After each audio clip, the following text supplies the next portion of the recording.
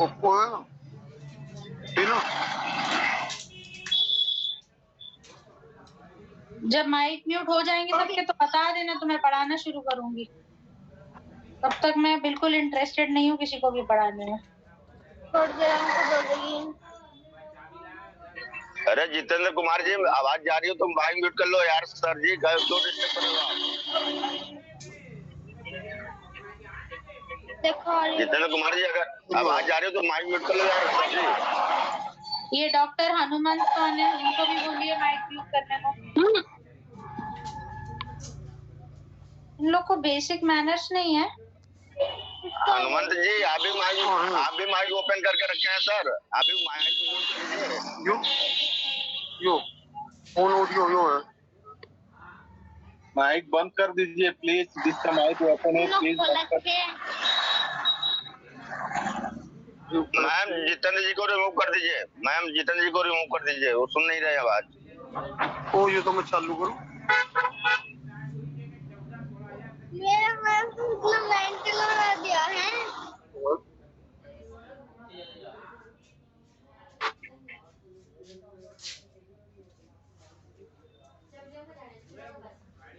चल शुरू करें क्लास। Yes ma'am.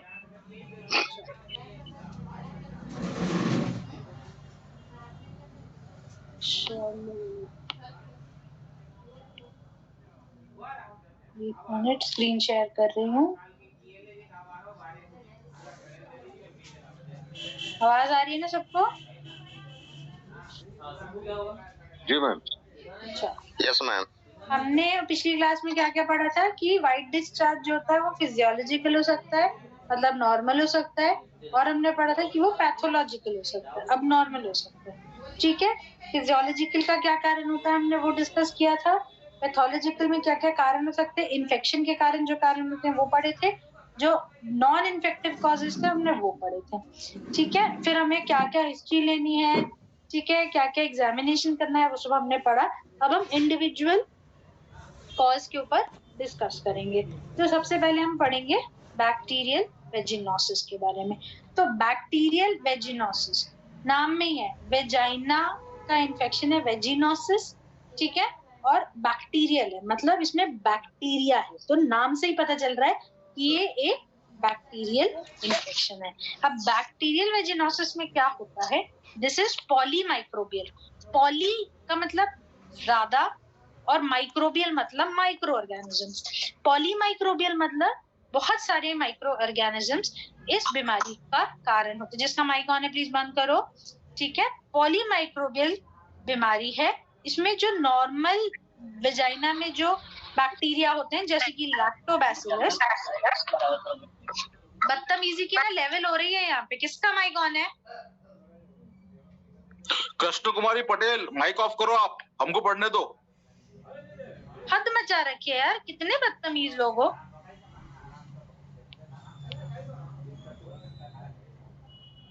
किसका ऑन था? कृष्ण मुरारी पटेल, माइक ऑफ करो आप।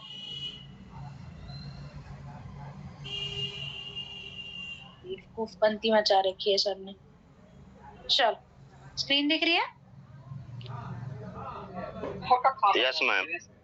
चल, तो इसमें सबसे कॉमन जो अपना वेजाइना का बैक्टीरिया होता है वो होता है लैक्टोबैसिलस। ठीक है, तो ये जो है वो दूसरे बैक्टीरिया से रिप्लेस हो जाता है। ठीक है, तो कौन से बैक्टीरिया हो सकते हैं उसमें? गार्डेनेला वेजाइनालिस, जी में गार्डेनेला, गार्डेनेला वेजाइनालिस, ये एक बैक्टीरिया का नाम है, ये हो सकता है। ठीक है, और क्या हो सकता है? यूरिया प्लाज्मा हो सकता है, माइकोप्लाज्मा हो सकता है, और बाकी के और भी दूसरे कई ऑर्गेनिज्म। ये 3 ज्यादा कॉमन है, 3 के नाम याद रख लो। तो इसमें नॉर्मल जो लैक्टोबैसिलस होता है वेजाइना में, ये रिप्लेस हो जाता है दूसरे अन्य बैक्टीरिया से। ठीक है, अब अन्य बैक्टीरिया से अब ये रिप्लेस हो गया, तो इसमें कैसे क्या क्या होगा, इसकी डायग्नोसिस क्या बनाएंगे?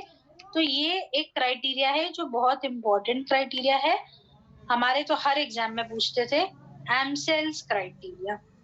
एमसेल्स डायग्नोस्टिक क्राइटेरिया में क्या क्या होना चाहिए? पेशेंट को एक समान, होमोजीनियस मतलब एक समान, थिन मतलब पतला, वाइट डिस्चार्ज सफेद पानी, जो वेजाइना को एकदम ऐसे उसके अंदर एक पतली सी स्मूथ सी परत बना के रखता है, ठीक है। एक समान सा पतला सा सफेद पानी जो वेजाइना की वॉल्स को, उसकी दीवारों को एक उसके ऊपर कोटिंग बना के रखता है, ठीक है। और क्या होगा, जब इसको आप माइक्रोस्कोप, ये डिस्चार्ज को आप स्लाइड में लोगे और उस स्लाइड को आप माइक्रोस्कोप में देखोगे तो क्या देखने को मिलेगा? ये सबसे important, clue cells. Clue cells क्या होते हैं? ये वेजाइना की एपिथेलियम के सेल्स होते हैं जिसके अंदर बैक्टीरिया होता है। किस पे देख रहे हैं अपन? माइक्रोस्कोप पे। तो ये देखो, ये फोटो देखो, ये नॉर्मल एपिथेलियल सेल्स ऐसी दिखेगी और इसमें भर भर के वेजाइनल एपिथेलियल सेल्स इसमें और बैक्टीरिया दिख रहे हैं इसमें, ठीक है। कितने सारे बैक्टीरिया दिख रहे हैं आपको, छोटे छोटे छोटे छोटे, ये नॉर्मल बैक्टीरिया है जो इसमें दिख रहे हैं। इसमें बहुत सारे इन्फेक्शन के अलग अलग प्रकार के बैक्टीरिया आपको देखने को मिलेंगे, ठीक है। चलो, अब जब इसका पीएच देखोगे तो इसका पीएच 4.5 से ऊपर मिलेगा। नॉर्मली वेजाइनल पीएच जो होता है वो 4.5 से कम होता है। जब बैक्टीरियल वेजिनोसिस हो जाता है तब वेजाइनल पीएच 4.5 से ज्यादा होता है। और एक सबसे इम्पोर्टेंट चीज, इसमें मछली की जैसी बदबू आती है जब आप इसमें 10% KOH डालोगे। और इस टेस्ट का नाम क्या है? इस टेस्ट को बोलते हैं हम विफ टेस्ट।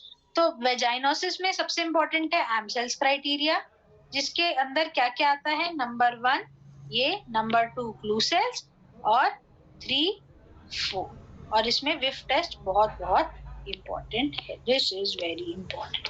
तो ये तरीके होते हैं बैक्टीरियल वेजिनोसिस को डायग्नोस करने के, ठीक है। और दूसरी चीज, जब आप इसको ग्राम स्टेन करोगे, माइक्रोबायोम में पढ़ोगे आप कि बैक्टीरिया को आपको स्टेन करना होता है, तो यही वेजाइनल फ्लूइड, आप ये जो डिस्चार्ज है आप इसको लोगे और इसमें स्टेन विन डालते हैं। ग्राम स्टेनिंग का एक मेथड होता है, वो आप माइक्रोबायोम में पढ़ोगे।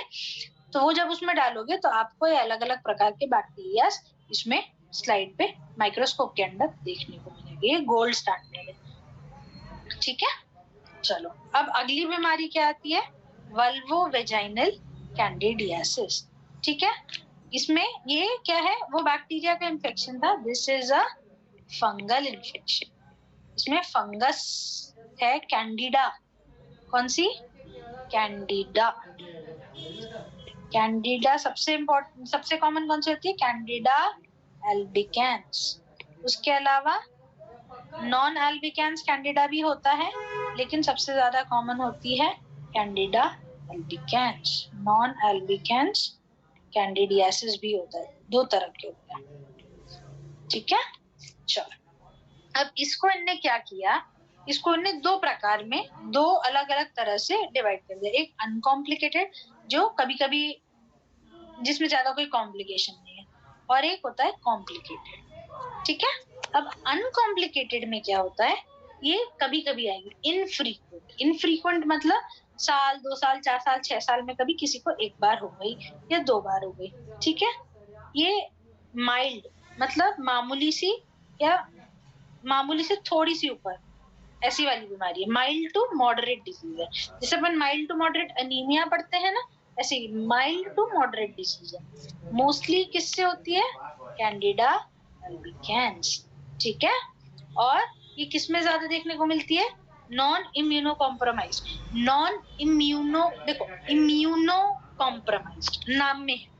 इम्यूनो मतलब इम्यूनिटी, कॉम्प्रोमाइज मतलब उसकी इम्यूनिटी कहीं ना कहीं कॉम्प्रोमाइज हो गई, मतलब कि कहीं ना कहीं खराब हो गई है, इम्यूनिटी उसकी खराब। तो नॉन इम्यूनो कॉम्प्रोमाइज मतलब इम्यूनिटी उसकी खराब नहीं है, मतलब उसकी इम्यूनिटी अच्छी है। देखो, फंगल इन्फेक्शन अधिकतर उन लोगों में बार बार होता है जिनकी इम्यूनिटी कॉम्प्रोमाइज होती है, जिनकी इम्यूनिटी अच्छी नहीं होती। तो वो किस किस में ज्यादा कॉमन मिलेगा? मान लो HIV का मरीज है, मान लो डायबिटीज का मरीज है जिसकी अनकंट्रोल डायबिटीज चल रही है, मान लो कैंसर का मरीज है, तो इनकी इम्यूनिटी बहुत वीक होती है। कैंसर के मरीज में इम्यूनिटी क्यों वीक होती है? क्योंकि कैंसर सेल्स सारे के सारे बॉडी को डैमेज कर चुके होते हैं। साथ ही साथ में पेशेंट को कीमोथेरेपी, रेडियोथेरेपी, ये थेरेपी, वो इम्यूनिटी को कहीं ना कहीं अफेक्ट करती है। तो ये जो अनकॉम्प्लिकेटेड वाला होता है, ये नॉन इम्यूनो कॉम्प्रोमाइज्ड औरतों में दिखने को ज्यादा मिलता है। ठीक है, मोस्टली कौन सा होगा? कैंडिडा एल्बिकेंस होगा, और इसमें ये माइल्ड टू मॉडरेट डिजीज है और ये कभी कभी किसी किसी को हो जाता है। ठीक है, अब कॉम्प्लिकेटेड पे आते हैं। कॉम्प्लिकेटेड को इनने दो भागों में बांटा। एक होता है कि रेकरेंट का क्या मतलब होगा? रेकरेंट का मतलब हो रहा है कि वो बार बार आ रहा है, और दूसरा जो सिवियर होगा। ठीक है, अब रेकरेंट जब हम बोलते हैं तो रेकरेंट बार बार आना मतलब कितनी बार?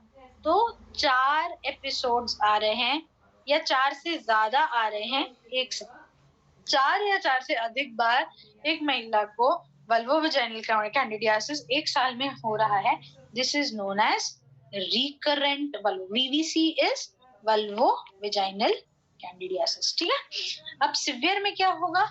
बहुत ज्यादा, जो वल्वा है, एक्सटर्नल जेनिटेलिया है, वहां पे बहुत ज्यादा क्या होगा? लालपन आएगा, वहां पे बहुत ज्यादा सूजन आएगी, वहां पे हो सकता है कि जैसे छिल जाता है वैसा हो। ठीक है, वहां पे गड्ढे गड्ढे जैसे बन जाए, ये सारी चीजें हो सकती है। इधर क्या कॉमन है? ये सिवियर वाला जो करता है वो नॉन एल्बिकेंस कैंडिडा करता है, और हमने वहां पढ़ा वो नॉन इम्यूनो कॉम्प्रोमाइज में, ये इम्यूनो कॉम्प्रोमाइज में। तो इम्यूनो कॉम्प्रोमाइज वाले कौन से कंडीशन है? जैसे मैंने बताया HIV। ठीक है, पेशेंट जो है वो डायबिटीज की है, जो इम्यूनोसप्रेसिव ड्रग्स पे है, जैसे कि स्टीरॉइड्स वगैरह पे। अब कुछ कुछ अपन देखते हैं ना, ऑटो इम्यून डिजीज होती है, जैसे रूमेटॉइड आर्थराइटिस हो गई, SLE हो गई। अब पेशेंट को ऑटो इम्यून डिजीज है, ऑटो इम्यून डिजीजेस वाले पेशेंट्स को कई बार लंबे समय तक स्टीरॉइड्स पे रखना पड़ता है। तो स्टीरॉइड्स क्या करती है? इम्यूनिटी कम करती है। तो उस केस में भी ये सिवियर वल्वोवैजाइनल कैंडिडियासिस होने के चांसेस बढ़ जाते हैं। ठीक है, चलो अब आएंगे ट्राइकोमोनास वेजाइनालिस। ट्राइकोमोनास वेजाइनालिस ये तीसरा इन्फेक्शन होना। ठीक है, अब ये क्या है?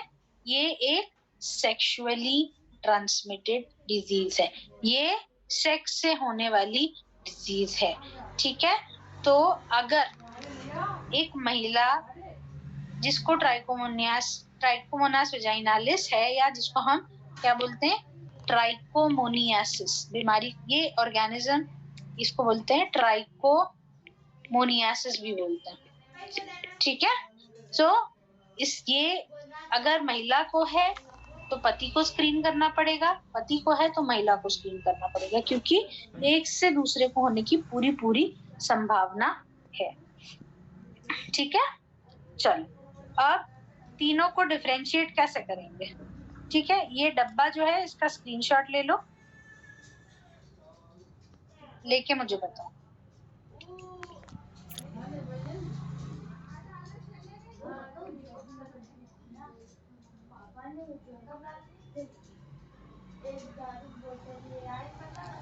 ले ली मैम। ओके मैम, हो गया। चल ठीक है, अब इनको डिफरेंशिएट कैसे करना है? तो सबसे पहले हम सिम्टम्स के आधार पे तीनों को डिफरेंशिएट करेंगे। बैक्टीरियल वेजिनोसिस में जब हमने एम्सेल्स क्राइटेरिया पढ़ा तो उसने क्या बोला था? पतला पतला सा डिस्चार्ज होगा, तो इसमें भी पतला पतला, बैक्टीरियल वेजिनोसिस में पतला। इसमें वल्वोवैजाइनल कैंडिडियासिस में जब जाएंगे तो कैसा होगा? गाढ़ा, सफेद और दही जैसा डिस्चार्ज होगा इसमें। इसका कैरेक्टरिस्टिक ही यही है कि इसमें कर्डी वाइट डिस्चार्ज होता है। तो अगर पेशेंट बोल रही है ना कि उसको दही दही जैसा डिस्चार्ज आ रहा है, तो समझ लो उसको कैंडिडियासिस होगा। ठीक है, लेकिन आपको सिर्फ पेशेंट की बात पे नहीं मानना है, आपको उसको खुद भी देखना है, डायग्नोसिस बनानी है, फिर ट्रीटमेंट देना है। ठीक है, उसके अलावा अब बचा ट्राइकोमोनियासिस, तो उसमें कभी कभी कम डिस्चार्ज भी हो सकता है, कभी कभी बहुत ज्यादा डिस्चार्ज भी हो सकता है। और कैसा होगा? उसमें पीला पीला सा डिस्चार्ज आएगा इसमें। ठीक है, इसमें पतला पतला सा एक थिन कोटिंग सी थी, ठीक है, इसमें दही जैसा आ रहा था, इसमें पीला पीला डिस्चार्ज आएगा। अब जब उसकी स्मेल पे जाओगे तो अपन ने पढ़ा बैक्टीरियल वेजिनोसिस में मछली के जैसा स्मेल आता है। ठीक है, इसमें बदबू आएगी लेकिन बहुत गंदी बदबू नहीं आएगी। ठीक है, और इसमें भी बहुत ज्यादा गंदी घटिया वाली दुर्गंध आएगी ट्राइकोमोनियासिस में, ठीक है। अब बैक्टीरियल वेजिनोसिस पे जब जाओगे तब पेशेंट को ज्यादा कोई खुजली नहीं होगी, ज्यादा डिस्कम्फर्ट नहीं होगा, ज्यादा तकलीफ नहीं होगी, बस वो बोलेगी कि मुझे नीचे से पानी जा रहा है। लेकिन जब कैंडिडियासिस की मरीज होगी तो वो बोलेगी कि मुझे नीचे प्राइवेट पार्ट में खुजली हो रही है, मुझे पेशाब में जलन हो रही है, मुझे पति से मिलने के समय तकलीफ होती है, दर्द होता है। तो ये सारी चीजें हैं। वल्वल इच मतलब कि वल्वल रीजन में खुजली होना। सुपरफिशियल डिस्पेरोनिया मतलब जैसे ही वो पति से मिलने की ट्राई करती है तो उसको बहुत ज्यादा दर्द होता है। और डिसयूरिया मतलब कि पेशाब में दर्द होना, पेशाब में करने में तकलीफ होना, ठीक है। अब जब ट्राइकोमोनियासिस पे जाओगे तब उसको वल्वल रीजन में उसको खुजली बोलेगी ही बोलेगी, यहाँ भी उसको बोलेगी कि पेशाब में उसको करने में दर्द होती है और पेट के नीचे हिस्से में उसको दर्द होगा, और साथ ही साथ में इधर भी बोलेगी कि पति से मिलने के समय में उसको दर्द होता है, ठीक है। अब उसमें साइंस पे आओगे तो साइंस में क्या क्या होंगे, ठीक है। ये अपन ने पढ़ा था कि जो डिस्चार्ज है वो पूरा का पूरा वेजाइना को कोट करा होगा, ठीक है। उसके अलावा जो इधर क्या होगा, वल्वा जो होगा वो पूरा लाल लाल होगा आजू बाजू, उधर में सूजन होगी उसमें। एक मिनट बेटा,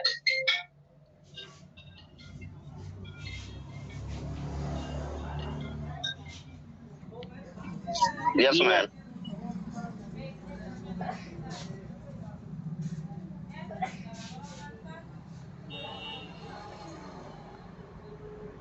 ये दिख रहा है ना? Yes ma'am. Yes ma'am. अच्छा, ठीक है। अब इसमें वेजाइना में और वल्वा में यहाँ पे सूजन होगी, ठीक है। इसमें अगर आप जब बैक्टीरियल वेजिनोसिस पे जाओगे तो वल्वा की में सूजन नहीं होगी। इसमें क्या होगा, अब बस नाम याद रखो, सैटेलाइट लीजन्स होते हैं और इसमें स्ट्रॉबेरी सर्विक्स होती है। सैटेलाइट लीजन्स मतलब कि कैसा रहता है कि जो घाव दिखेंगे ना क्या इन्फेक्शन के कारण, वो जहाँ इन्फेक्शन होगा वो आप सोच लो कि एक अपना सन है, सन के आसपास बहुत सारे सैटेलाइट्स दिखते हैं ना, तो वैसे ही आपको बहुत सारे से सैटेलाइट की तरह ये जो है लीजन्स उसके जो घाव हैं उसके वो दिखेंगे। मैं देखती हूँ मेरे को कोई एक आध फोटो मिल जाती है तो मैं फोटोज दिखा दूंगी। और देखो जब आप ट्राइकोमोनियासिस पे जाओगे तो आपने स्ट्रॉबेरी देखी है ना, स्ट्रॉबेरी लाल रंग की होती है और उसके ऊपर ऐसे उठा सा रहता है, कांटे कांटे जैसा हल्का हल्का सा। तो ऐसे ही सर्विक्स के ऊपर ऐसा आपको लगेगा उठा सा कांटे कांटे जैसा लाल लाल सा, वो ट्राइकोमोनियासिस होता है। नीचे एक फोटो भी है, ये देखो, ये स्ट्रॉबेरी सर्विक्स। ये अभी आपको ब्लैक एंड व्हाइट में दिख रहा है, अदरवाइज क्या होता है सर्विक्स पूरा ऐसा लाल सा हो जाता है। और ये जो डॉट डॉट दिख रहे हैं ना,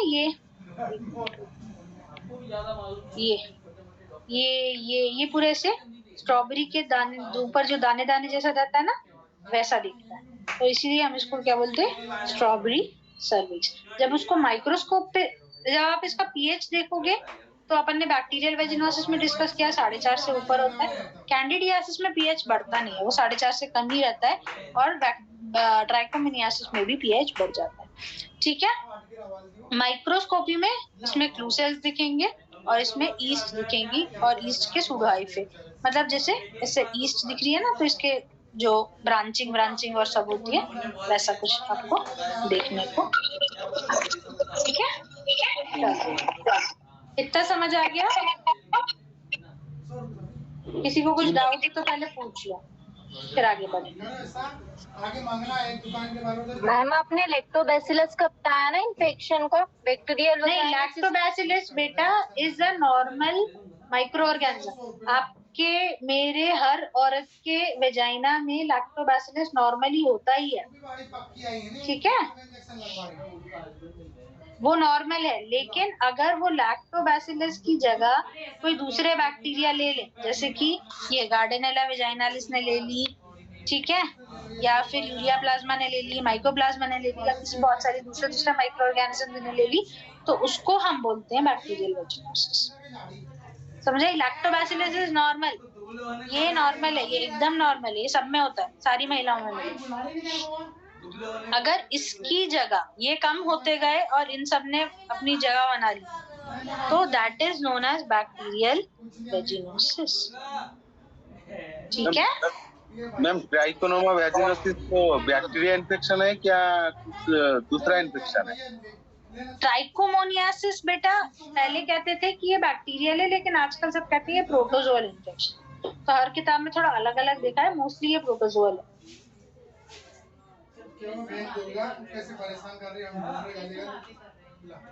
ठीक है। तो मैम इसमें anti bacterial anti fungal medicine भी नहीं काम करती होंगी? अरे अभी आगे पढ़ रहे हैं ना भाई, रुक तो जाओ। इतने में कोई डाउट है वो तो देख लो। चलो आगे बढ़े। जी मैम। और कोई डाउट है? जी मैम नहीं है पक्का? इनके 4 लोग तो मुझे जवाब देते हैं, बाकी तो मुझे ऐसा लगता है कि ऑन करके बस चले जाते हैं अटेंडेंस लगाने के लिए। ऐसा कुछ है क्या? अरे मैडम डरते हैं कहीं आप जो है आन दे करके नाराज न होकर के चली जाए धनला सर की तरह, इसलिए जो बंद रखते हैं। एक कोई बोल दिया बस। अरे क्वेश्चंस तो देखो, इसलिए तो मैं बीच में रुक जाती हूँ। बैक्टीरियल वेजिनाइटिस रहा तो उसके हस्बैंड को कैंडिडियल बिलिनाइटिस हो सकता है क्या? देखो बेटा, कैंडिडा तो हो ही सकता है, किसी को भी हो सकता है, क्यों नहीं हो सकता?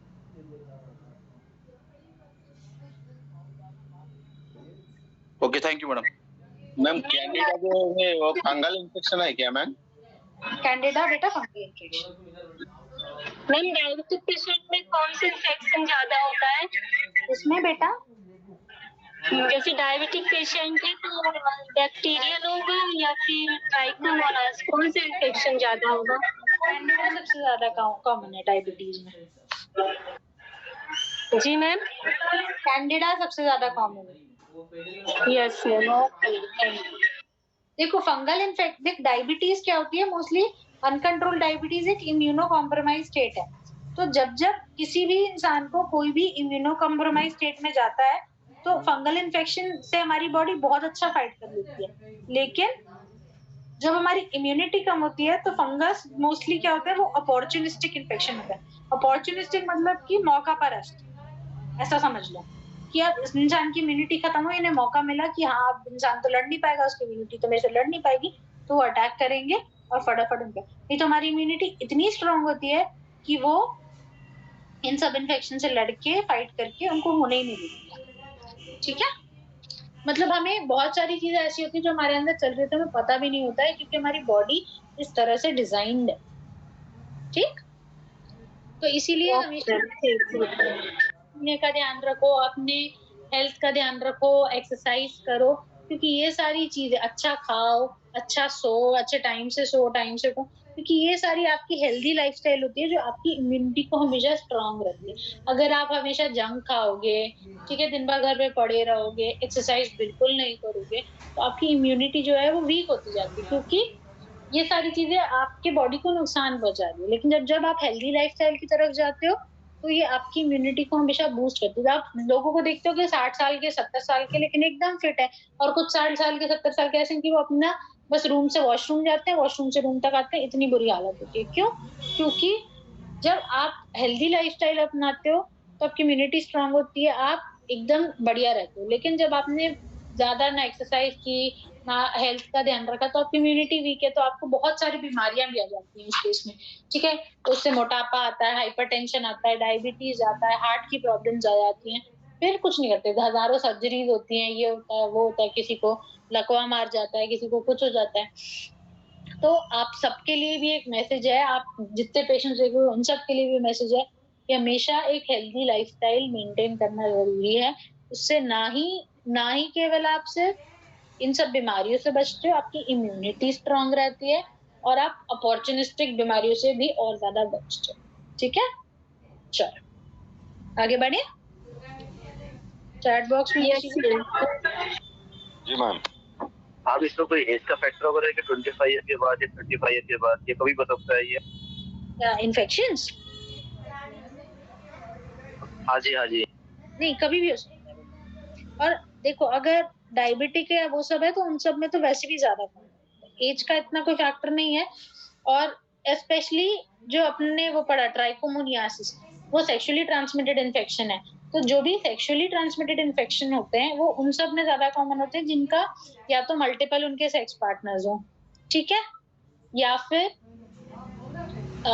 स्पेशली उनमें देखा होगा आपने, देखा होगा कि ट्रक ड्राइवर्स हैं, ठीक है, वो उनका एक्स्ट्रा मैरिटल सेक्स अफेयर चल रहा है, ये चल रहा है, वो चल रहा है, या कोई प्रोस्टिट्यूट्स हैं, कोई जा रहा है प्रोस्टिट्यूट्स के पास तो उधर से वो लेके आ रहा है, फिर वो अपने पार्टनर को दे रहा है। तो ये सेक्सुअली ट्रांसमिटेड इन्फेक्शंस इसलिए उन लोगों में ज्यादा कॉमनली देखने को मिलते हैं, ठीक है। चलो आगे बढ़े। लैक्टोबैसिलस से रिलेटेड क्वेश्चन क्लियर नहीं हुआ। क्या क्वेश्चन है बेटा, बोलो। मैम आपने बैक्टीरियल वेजिनेसिस में लैक्टोबैसिलस बताया और डॉक्टर सलाह देते हैं कि दही खाया करो इस कंडीशन में, उसमें भी तो लैक्टोबैसिलस होता है दही में। हाँ तो मैं ये नहीं कह रही बेटा कि लैक्टोबैसिलस से बैक्टीरियल वेजिनोसिस हो रहा है, मैंने तो ये कहा ही नहीं। मैंने 3 बार बेटा कह रही, मुझे कंफ्यूजन कि वही वाला लैक्टोबैसिलस है ना या अलग ही? नहीं, बैक्टीरिया तो एक ही होता है ना बेटा, नाम लैक्टोबैसिलस है तो वही बैक्टीरिया, लेकिन इस इन्फेक्शन का दही से कुछ लेना देना नहीं है। दही में लैक्टोबैसिलस पाया जाता है ना। हाँ तो एडवाइस देते हैं, मेरे को आपका क्वेश्चन ही नहीं समझ आया। दही में लैक्टोबैसिलस है, ठीक है, वजाइना में भी लैक्टोबैसिलस है, ठीक है, अब क्वेश्चन क्या है? ये सेम है या अलग अलग है? दोनों सेम है दोनों, लैक्टोबैसिलस इज लैक्टोबैसिलस, सेम है।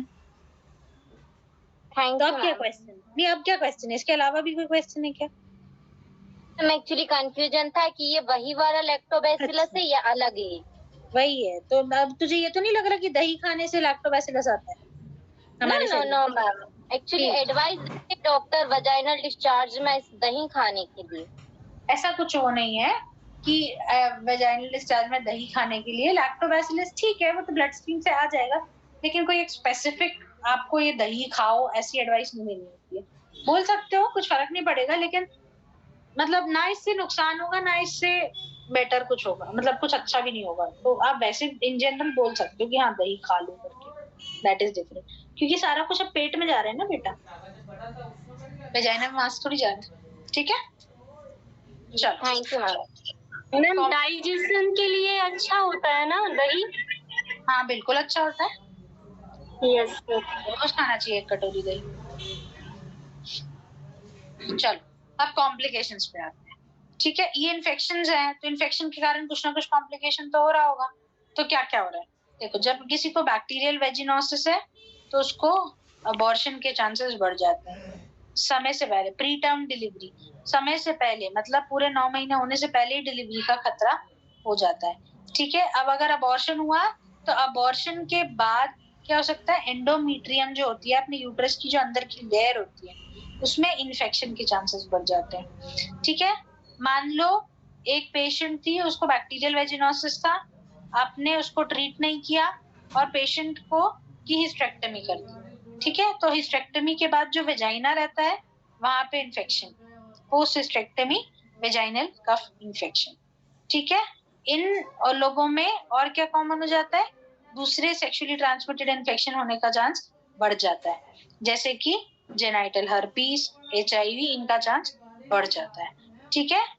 तो इसीलिए हमेशा इनको ट्रीट करना चाहिए। दूसरी चीज, अब बल्बोवेजाइनल कैंडिडियासिस है, अपन ने पढ़ा किसमें, HIV में ज्यादा कॉमन हो सकता है, इम्यूनो डेफिशिएंसी में ज्यादा कॉमन हो सकता है।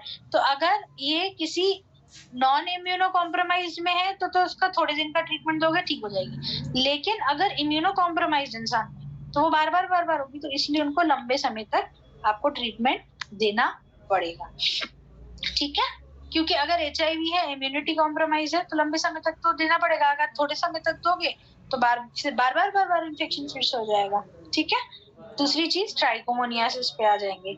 अब ये क्या करेगी, ये समय से पहले बच्चे के आसपास के मेम्ब्रेन्स को रप्चर कर सकती है, इसमें भी समय से पहले डिलीवरी। वेजाइना में कभी भी इन्फेक्शन होता है ना बेटा, हमेशा उसमें समय से पहले डिलीवरी होने के चांसेस बढ़ जाते हैं, अबॉर्शन के चांसेस बढ़ जाते हैं, और लो बर्थ वेट, कम वजन का बच्चा होने के चांसेस बढ़ जाते हैं, ठीक है। इसमें भी HIV का चांस ज्यादा हो जाता है, इसीलिए इसका ट्रीटमेंट बहुत जरूरी होता है। ठीक है, चलो अब आ गए, अब आएंगे इन्वेस्टिगेशंस क्या क्या करेंगे। तो सबसे पहले तो हम टेस्टिंग के लिए भेजना है वेजाइनल स्वैब। पेशेंट को जब आप एग्जामिन कर रहे हो, आपको डिस्चार्ज मिल रहा है, तो एक स्वैब स्टिक आती है, उस तरह से आप उसको डिस्चार्ज को उस स्वैब स्टिक में ले लो। ऐसी एक लंबी सी स्टिक आती है, ऊपर ऐसे उसमें कॉटन लगा होता है। ठीक है, इस कॉटन को अंदर वेजाइना में डालो, वो जितना डिस्चार्ज आपको दिख रहा है वेजाइनल डिस्चार्ज, वो आप इसमें ले लो और इसको लैब में टेस्टिंग के लिए भेज दो। ठीक है, और उसके बाद फिर उसके रिपोर्ट आने का वेट करो कि कौन सा इन्फेक्शन है, क्या है क्या नहीं। उसके अलावा अब क्या क्या इंडिकेशंस हैं कि आपको ये टेस्ट करना है। ठीक है, तो पेशेंट अगर सेक्सुअली ट्रांसमिटेड इन्फेक्शन की हाई रिस्क है, जैसे मैंने बताया कि हस्बैंड है जो बाहर रहता है, ठीक है, दारू पीता है, सिगरेट पीता है, ड्रग्स लेता है, नशेड़ी है, उस केस में उसको सेक्सुअली ट्रांसमिटेड इन्फेक्शन होने के ज्यादा चांसेस है। उसके पार्टनर में भी होंगे, या फिर जो लेडी आपके पास आई है उसके मल्टीपल सेक्सुअल पार्टनर्स है, ठीक है, वो प्रोस्टिट्यूट है या जो भी है, ठीक है, उस केस में हो सकता है। फिर हाई रिस्क बिहेवियर में भी वही आ जाएगा, या फिर पहले कभी ट्रीटमेंट लिया लेकिन बार बार डिस्चार्ज हो रहा है, तो आपको उसका वेजाइनल डिस्चार्ज को टेस्टिंग के लिए भेजना ही पड़ेगा। अबॉर्शन के बाद अगर ऐसा डिस्चार्ज आ रहा है, डिलीवरी के बाद आ रहा है, या प्रेगनेंसी में आ रहा है, तब भी आप लोगे।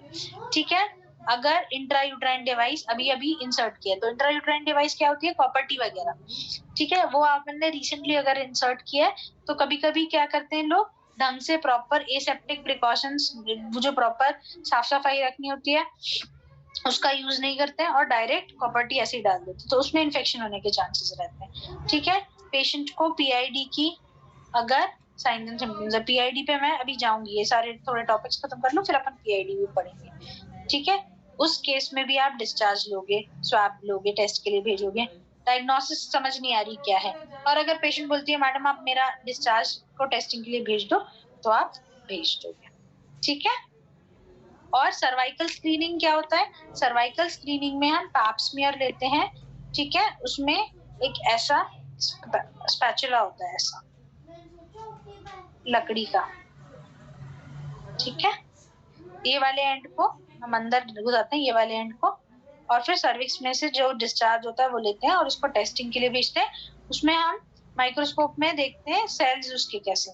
ठीक है, तो नॉर्मल सेल्स है तो दिक्कत नहीं है, लेकिन अगर ऐसा लग रहा है कि उसमें कैंसरस चेंजेस हैं, तो किस तरह का क्या होता है उस हिसाब से हम उसका ट्रीटमेंट करते हैं, तो वो कैंसर स्क्रीनिंग रहती है। ठीक है, वो सर्वाइकल स्क्रीनिंग रहती है। ठीक है, चलो, तो अब इनको क्या क्या टेस्टिंग के लिए भेजेंगे वो लिखा है। ठीक है, तो चलो इसकी भी एक फोटो ले लो, स्क्रीनशॉट ले लो, जूम कर दिया मैंने।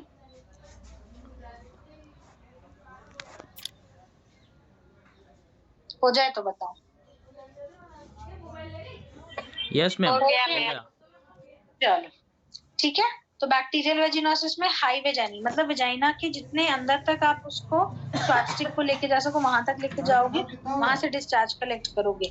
फिर जैसे अपन ने देखा माइक्रोस्कोप में देखेंगे, ठीक है, ग्राम स्टेन देखेंगे, विफ टेस्ट करेंगे जिसमें हमने क्या बोला था 10% KOH डालते हैं तो मछली जैसी गंदी बदबू आती है, उसका पीएच टेस्ट करेंगे। ठीक है, उसके अलावा ट्राइकोमोनियासिस जब आएगा तो उसमें भी हम हाई वेजाइनल टेस्ट करेंगे। अब इसमें NAAT करते हैं। NAAT क्या होता है, न्यूक्लिक एसिड एम्प्लीफिकेशन टेस्ट, इसको लैब्स में भेजते हैं और इसमें बैक्टीरिया का मल्टीप्लिकेशन देखते हैं, उसके DNA वगैरह को टेस्ट करते हैं, तो वो अलग टेस्ट होता है। उसमें न्यूक्लिक एसिड, उसमें बेसिकली DNA टेस्ट हो जाता है पेशेंट ऑर्गेनिज्म का। ठीक है, और वो DNA बैक्टीरिया ऑर्गेनिज्म का हम मैच करते हैं कि हाँ ये किस ऑर्गेनिज्म से मेल खा रहा है, तो उसके बेसिस पे ये डायग्नोसिस बनती है।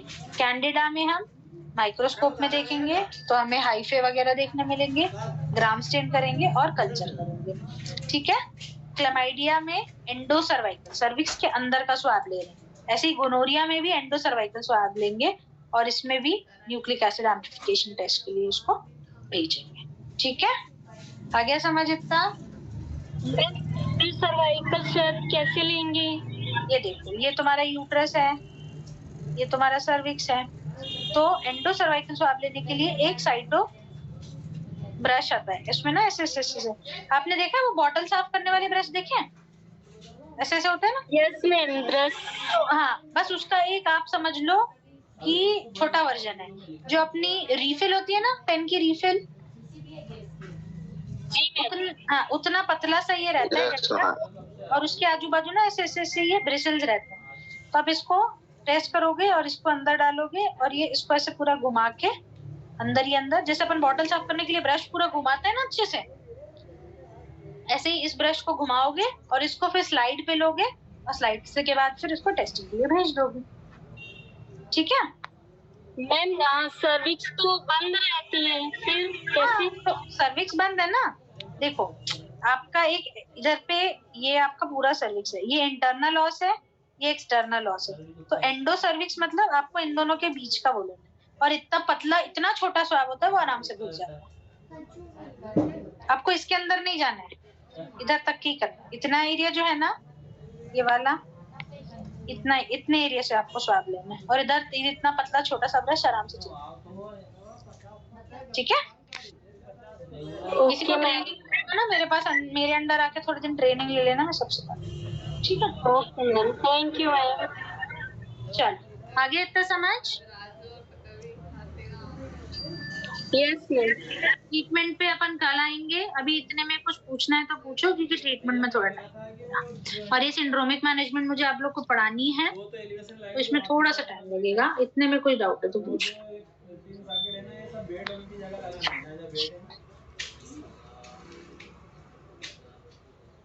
बोर्ड एक कमरे में छा भी जाएगा, वहां लगाना पड़ेगा ना। हाँ मैम, पोस्ट हिस्टेक्टोमी वेजाइनल कफ इन्फेक्शन, ये थोड़ा सा बता दीजिए। ये देख, ये यूट्रस है, ठीक है, ये वेजाइना है। जब आप हिस्टेक्टोमी करते हो तो आपने क्या निकाला, आपने ये सब निकाल दिया, ये निकाल दिया, ये जितना मैं रेड से कर रही हूँ ये निकाल दिया, ठीक है।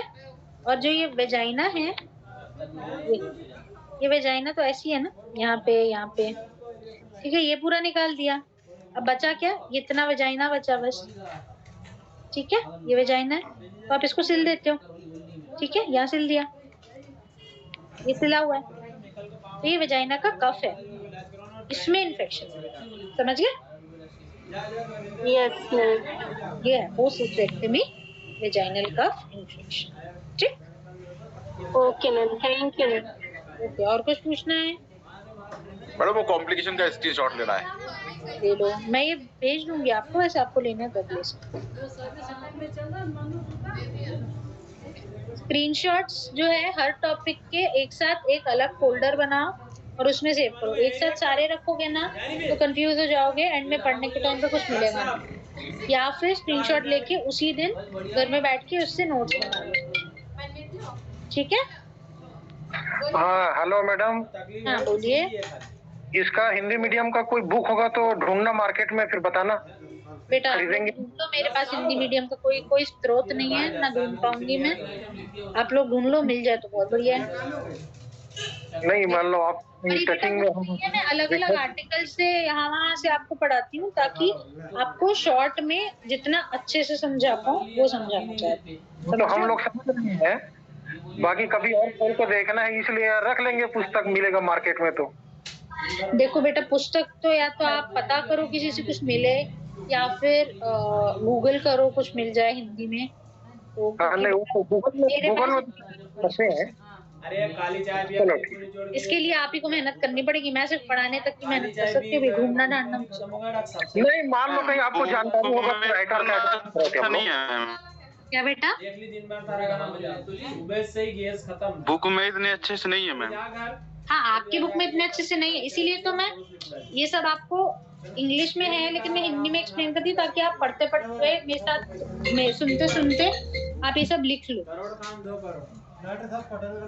मैम एंडोमेट्रियोसिस में क्या सिम्टम देखने को मिल सकता है?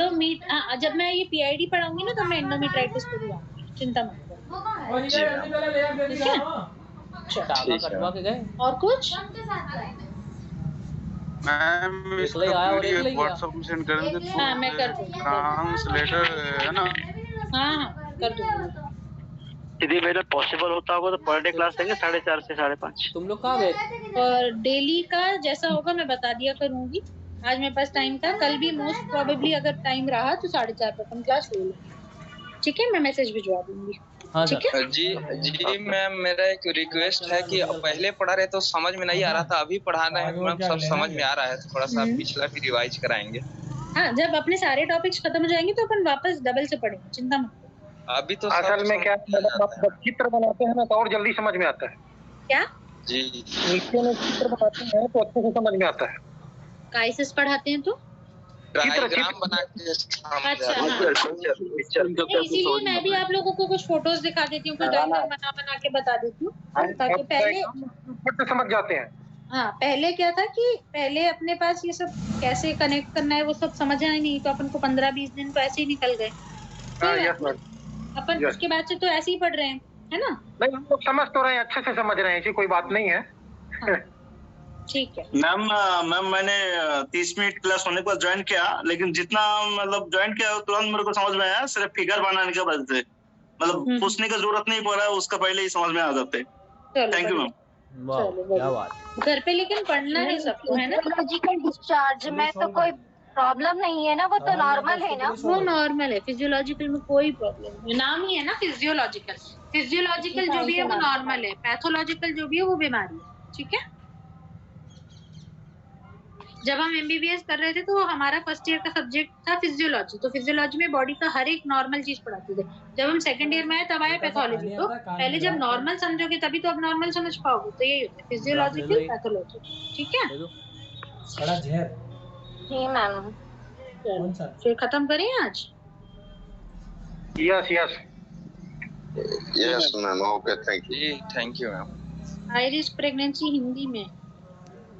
चल, पहले आप डॉक्टर थे, टीचर। बेटा मेरे को पढ़ाना पसंद है इसलिए मैं पढ़ाती हूँ, और कोई कारण नहीं है, मुझे सच में अच्छा लगता है कि मैं पढ़ाऊँ। नहीं ऐसे ही भेजा था मैडम। चलो कोई बात, बढ़िया। नहीं, डॉक्टर्स भी टीचर्स होते हैं सब, हम लोग मेडिकल स्टूडेंट्स को भी तो पढ़ाते ही है ना, आते हैं हमारे पास बच्चे पढ़ने। चलो ठीक है, फिर कल मिलते हैं बच्चों। Okay thank you ma'am. 4:30 बजे मैं 2 बजे। Thank you ma'am, good night. Thank you. Okay madam ji. अब वो तो बच्चा बोलना पड़ेगा, बच्चा नहीं बोलेंगे तो फिर मस्ती ज़्यादा करेगा लोग।